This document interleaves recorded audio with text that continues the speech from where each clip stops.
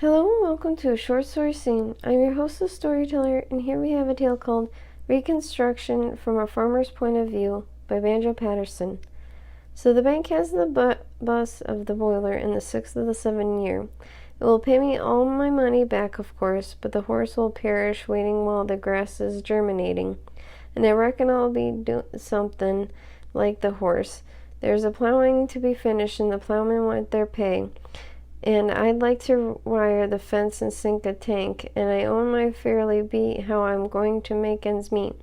With my money in reconstructed bank, it's fair and safe and sure investment, but it's one I can't afford, for I've got to meet my bills and pay the rent, and the cash I have provided, so these meetings I have decided shall be collared by the bank and at 3%.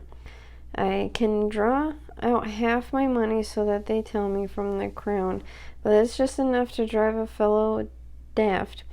My landlord's quite distressed by this very bank he's pressed, and he'll sell me up and pay his overdraft.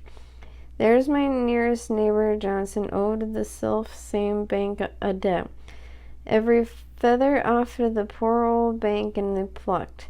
And then they set to work and shoved him, and they sold his house above him. Lord, they never gave him time to reconstruct.